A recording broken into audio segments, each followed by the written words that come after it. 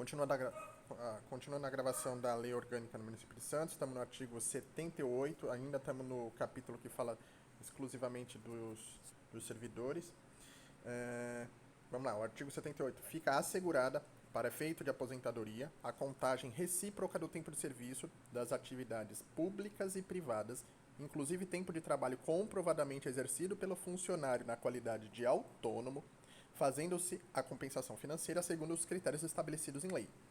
Isso quer dizer que a gente não perde o nosso tempo que a gente trabalhou nem na iniciativa privada, nem como autônomo, contanto que a gente tenha recolhido para o INSS quando a gente trabalhava, tá? Que é isso que fala aqui, que é a compensação financeira. Então, se a gente trabalhou, eu trabalhei no SESC, ou algum de vocês trabalhou como autônomo, mas pagou o INSS, todo esse tempo de contribuição vai ser transferido para o regime próprio da prefeitura, vocês vão se aposentar contando esses anos. Artigo 79. Aplica-se aos servidores públicos municipais, para efeito de estabilidade, o disposto no artigo 41 da Constituição. O artigo 41 da Constituição, ele diz exatamente o que é preciso para adquirir a estabilidade. Então, ele fala lá que você não pode ter cometido crime, e outros detalhes lá que você tem que passar por uma avaliação periódica, esse tipo de coisa. Não importa aqui pra gente que não cai a Constituição. Artigo 80. O município responsabilizará os seus servidores por alcance e outros danos causados à administração ou por pagamento efetuado em desacordo com as normas legais nos termos da lei. Isso quer dizer que se vocês causarem prejuízo ao município, vocês pagam por esse prejuízo. Então, quebrou um rádio? Paga o rádio. Quebrou o computador? Paga o computador. Alcance e outros danos causados, tá? Artigo 81. O servidor, durante o exercício do mandado de vereador, será inamovível. Então, inamovível significa que você não pode ser transferido de unidade. Então, o servidor, durante o exercício de mandato de vereador. Então, se você é servidor, se candidata a vereador e é eleito vereador, você pode continuar sendo servidor e vereador. Existem as regrinhas para você receber o dinheiro de um, o dinheiro de outro, porque depois que você sai da vereança, você volta para o seu cargo de servidor. E ele está falando que você será inamovível, ou seja, ninguém vai poder te transferir daquela unidade. Imagina a Letícia hoje, trabalha lá no Morro da Nova Sintra. Ela se elege vereadora, ela vai ficar 4 anos como vereadora. E aí o cara que está lá quer uma outra OSB para cobrir aquela vaga. O que ele faz? Ele transfere a Letícia para uma unidade e só para poder nomear alguém lá. Não pode transferir ela, ela vai ter que continuar lotada naquela unidade enquanto ela for vereadora. Artigo 82. A lei assegurará à servidora gestante mudança de função nos casos em que for recomendada, sem prejuízo de seus vencimentos ou salários demais vantagens do cargo ou função. Então, servidora gestante, que está grávida, pode ser mudada de função se for recomendado, tá? E não vai ter nenhum desconto de vencimento, de salário, nem outra vantagem do cargo dela original. Beleza? Então, se ela é servidora pública hoje e faz alguma coisa que uma gestante não pode fazer, a gente, enquanto ela estiver grávida, transfere ela e ela não perde as vantagens. Artigo 84. Os cargos de chefe de departamento e gratificações pelo exercício de chefia de divisão, seção, bem como a designação para presidente de comissão permanente, junta de recursos, poderão ser atribuídos aos servidores públicos do quadro permanente da administração. Então, esses cargos de chefe, os cargos de chefia de divisão, presidente de comissão permanente e outras coisas que são cargos que são nomeados, né? A pessoa é nomeada para aquele cargo, ele aqui está falando que pode ser um servidor, ou seja, não é necessariamente um servidor, mas pode ser um servidor do quadro permanente, tá? 85. A lei que dispuser sobre férias garantirá o seu gozo, que em nenhum caso, salvo de dispensa, será substituído por pecúnia. Então vamos lá. A lei que fala sobre as férias vai garantir que a pessoa tire férias. Em nenhum caso, salvo o de dispensa, será substituído por pecúnia, ou seja, será pago em dinheiro. O que está falando aqui é que não pode vender férias. Bem, tá na lei orgânica, a gente entende que é o que é lei, né? Mas a gente sabe que existem outras regrinhas que são aplicadas e o pessoal consegue fazer a venda de férias. Tem as regras do Estatuto do Servidor, mas aqui, se alguém perguntar para você, na lei orgânica não permite a venda de férias. Tem que tirar as férias. Não será substituído por pecúnia, não vai ser substituído por dinheiro. Tá? Em nenhum caso, salvo de dispensa. Ou seja, se você foi dispensado do seu trabalho, você foi demitido, foi exonerado, você pediu para sair, aí você recebe suas férias proporcionais em dinheiro. Né? Você não vai tirar férias se você já saiu.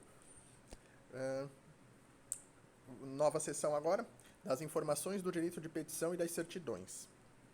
A administração é obrigada a fornecer a qualquer cidadão para a defesa de seus direitos e esclarecimento de situações de seu interesse pessoal, no prazo máximo de 15 dias úteis, certidão de atos, contratos, decisões, pareceres, sob pena de responsabilidade da autoridade ou servidor que negar ou retardar a expedição. No mesmo prazo, deverá atender às requisições judiciais se outro não for fixado pela autoridade judiciária. Então ele está falando aqui que toda a administração, todos os responsáveis pela administração devem, quando alguém pedir, né, quando alguém solicitar, eles devem dar certidão, devem mostrar os contratos, devem decisões, pareceres, qualquer documento. Então, imagina, eu estou processando a prefeitura, eu preciso de uma certidão de que eles me negaram o direito. Eu vou lá na prefeitura e falo, eu quero uma certidão de que vocês me negaram o acesso a esse serviço, porque eu vou processar vocês. Eles são obrigados a emitir a certidão. Tá? Não é o caso que se você vai numa empresa, eles vão falar assim, não vou te dar esse documento porque você vai usar isso para me processar. Na prefeitura é o contrário. Eles são obrigados por lei e se eles não fizerem, é sob pena de responsabilidade de quem negou. Ou seja, quem negar ou retardar a expedição pode responder por isso. Parágrafo único. A obtenção de certidão para a defesa de direitos e esclarecimento de situação de interesse pessoal, bem como a apresentação de requerimentos, independe do pagamento de taxas, inclusive referente a protocolo. O que ele está falando é que todo mundo pode pedir a certidão na prefeitura e não pode ser cobrado por isso. Tá? Não tem, independe do pagamento de taxas, não pode cobrar. Agora vamos falar da administração dos bens municipais. Cabe ao prefeito a administração dos bens municipais, respeitar a competência da Câmara quanto àqueles utilizados em seu serviço. Então está falando que a prefeitura toma conta dos bens que são da prefeitura e a Câmara dos bens deles. Nada demais aqui. Artigo 92. Todos os bens municipais deverão ser cadastrados, identificados e numerados, numerando-se os móveis segundo os que for estabelecido no regulamento. A gente sabe que para quem já trabalhou em empresa grande, né, eu que trabalhei no SESC, pessoal que sabe que nessas empresas o pessoal coloca plaquinha em tudo. Então a cadeira tem uma plaquinha de metal, o computador tem uma plaquinha de metal, aquilo dali é um controle que eles têm para saber quando aquele bem foi comprado, para qual setor aquele bem foi empregado, para ter um controle mais ou menos, né, para não sair sumindo cadeira, ventilador, computador para tudo que é lado. Então tá falando aqui que a gente vai tomar conta disso. O uso de bens municipais por terceiros poderá ser feito mediante concessão, permissão ou autorização, conforme o caso e quando o interesse público exigir. Então, são 3 modalidades para emprestar os bens, né? Uma concessão, uma permissão ou uma autorização. Para a gente não importa a diferença dos 3 aqui, que não vai cair. Ou, parágrafo 1º. A concessão administrativa dos bens de uso especial, domiciliar, dependerá de lei.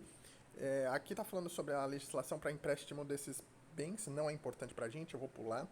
A concessão administrativa de bens públicos de uso comum somente poderá ser outorgada para finalidades escolares, de assistência social, turística, mediante autorização legislativa. Está falando aqui quais são as finalidades para quais a gente pode fazer a concessão de bens, tá? Permissão, que poderá incidir sobre qualquer bem público, será feita a título precário, por decreto. Também não interessa para a gente. Bem, eu tô lendo esses artigos porque eu falei, é importante a gente ler pelo menos uma vez, mas tem coisas aqui que não são importantes para o concurso de vocês. É muito difícil isso ser cobrado porque não tem nenhuma pertinência com o cargo que vocês vão fazer. Parágrafo 4. A autorização que poderá incidir sobre qualquer bem público será feita por portaria para atividades de uso específico e transitório pelo prazo máximo de 60 dias. Então está falando que essas autorizações de uso do bem público é pelo prazo máximo de 60 dias. Artigo 9.4. A alienação de bens municipais, subordinada à existência de interesse público devidamente justificado, será sempre precedida de avaliação e obedecerá às seguintes regras. Aqui está falando para vender bens, tá? Então, por exemplo, uma ambulância. A ambulância está lá, ela já está velha, a gente precisa comprar uma ambulância nova. E o que a gente vai fazer com essa ambulância? A gente não vai doar, ela ainda está andando, ela ainda é um veículo, ela tem um valor, né? Então, a gente vai vendê-la. Então, para vender isso, tem que ter interesse público. E aí, eles têm aqui umas regrinhas, tá? Se o bem é imóvel, é de um jeito. Então, quando imóveis, dependerá de autorização legislativa, concorrência e dispensada nos seguintes casos. Ou seja, é dispensada a concorrência se for um bem imóvel que vai ser doado, Então imagina que vão doar um terreno para fazer uma escola. Aí não vai precisar fazer essa autorização legislativa e nem ter concorrência. Ou se for permuta, que é uma troca, né, de imóveis, então a gente vai trocar um imóvel por outro. Agora, quando for um bem imóvel, dependerá de licitação, e a licitação só vai ser dispensada no mesmo caso, de doação ou permuta. E se for um bem em ações, vai ser vendido na bolsa de valores, tá bom? Não é muito importante isso, vamos continuar. Parágrafo 1º, o município preferentemente a venda ou doação de seus bens outorgará concessão de direito real de uso. Tá falando aqui que é preferível a gente emprestar do que vender, tá? Para evitar dilapidar o patrimônio público. A venda aos proprietários de imóveis lindeiros, de áreas urbanas, remanescentes, não vou ler isso.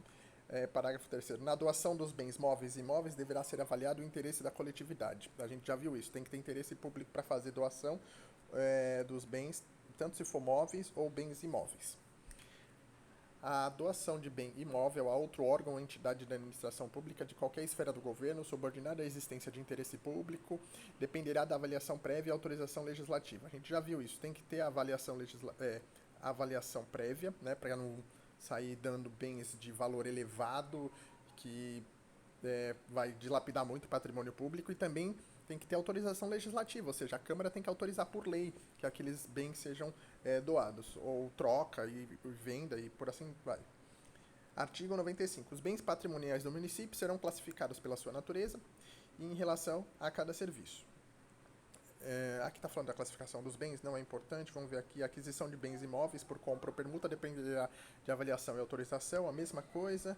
Artigo 97. Poderão ser cedidos a particular as máquinas, efeito transitório. Bom, próximo. Obras e serviços municipais. Vamos ver se tem alguma coisa importante nesse capítulo. Ressalvados os casos especificados em lei, as obras, os serviços, as compras, alienações serão contratados mediante processo de licitação pública. Tá falando aqui que precisa de licitação para fazer obra, para contratar serviço, para fazer compra ou para fazer venda. A gente já tinha visto a parte da venda aqui em cima, no capítulo de cima. Agora está falando para todo o resto. A gente sabe que o poder público, para comprar coisa, para contratar, para fazer obra, tem que fazer licitação. É nas licitações que a gente sabe que ocorre a maioria dos casos de corrupção, é sempre aí que caem as picaretagens, mas a lei manda fazer as licitações, porque se não fosse assim seria muito pior. Então, é isso. E aqui está falando sobre o que tem que ter as licitações, que as exigências, qualidade e tal. Não é tão importante para o cargo de vocês, mas basicamente a gente tem que entender que a licitação ela tem que ser justa, todo mundo tem que concorrer em paridade, não pode ter nenhum tipo de discriminação, você não pode falar que a pessoa que é mais rica, que é o pessoal que é mais pobre, ou qualquer o cara que é católico, evangélico, nada disso, tá? É tudo igual, todo mundo tem que concorrer igual, a gente sabe, é como se fosse leilão, esse tipo de coisa. Então todo mundo concorre em igualdade. Artigo 99. A prestação de serviço público pelo município, diretamente ou sob o regime de concessão, será regulada em lei complementar. Então, está falando aqui que a prestação de serviço público pelo município, ou seja, por exemplo, o serviço de transporte público, o município pode prestar diretamente ou ele pode conceder, que é o caso do município de Santos. A gente tem uma concessão do serviço de transporte público que é cedida para Piracicabana. Então a Piracicabana é uma concessionária de serviço público, ela tem essa concessão, ela faz o serviço pelo município, tá? Então tá falando que para fazer esse tipo de concessão tem que ter lei, obviamente. A Piracicabana foi contratada porque uma lei autoriza, beleza?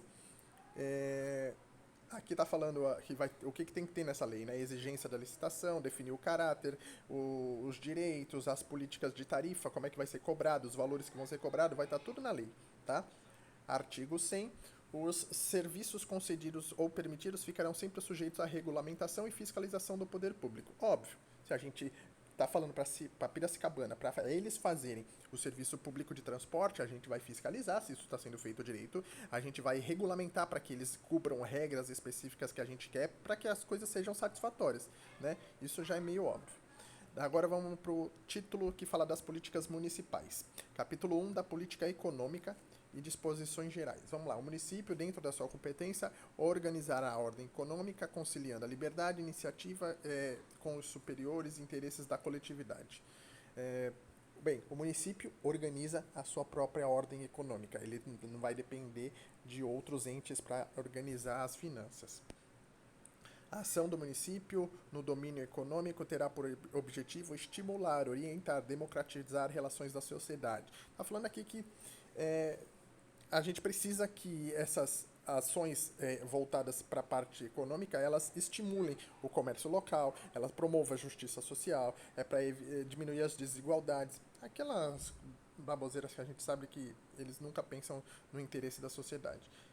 Artigo 130. O município criará, mediante lei complementar, o Conselho de Desenvolvimento Econômico. Então tem um órgão lá para dar conselhos que vai ser criado por lei.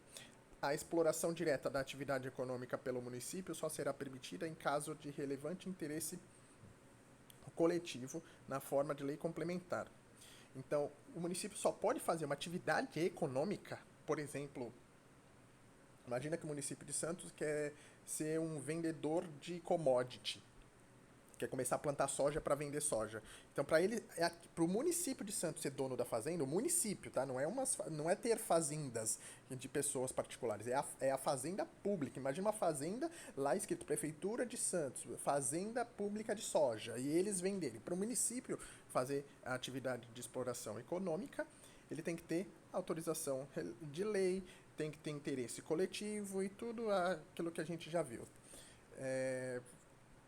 A lei reprimirá o abuso de poder econômico que vise a dominação de mercados. Então a lei vai reprimir, ou seja, impedir que se utilize do abuso de poder econômico para dominar o mercado. Então, por exemplo, imagina que, sei lá, a gente tem hoje um monte de mini mercado Oxo aí. Tá criando Oxo em tudo que é esquina. Aí a prefeitura, sei lá, o prefeito não gosta do Oxo, ele tá querendo quebrar os Oxo, o que ele faz? Ele vai lá e começa a fazer exploração econômica. Agora vai abrir os mini mercados da prefeitura municipal. E abrem um em cada esquina onde tem um Oxo para tentar quebrar o mercado do Oxo. Isso é proibido, tá? A lei vai reprimir isso. Então é o que está falando nesse artigo. Artigo 132. Na aquisição de bens e serviços, o poder público dará tratamento preferencial a empresas brasileiras de capital nacional. Então, quando a gente for adquirir bens ou serviços, se tiver uma empresa estrangeira e uma empresa brasileira, a gente dá preferência para a empresa brasileira, para que a gente gere emprego no país, que o nosso capital, o nosso dinheiro fique no país. Agora, se não tiver opção, aí pode contratar a estrangeira, tá? Mas a preferência é sempre da nacional.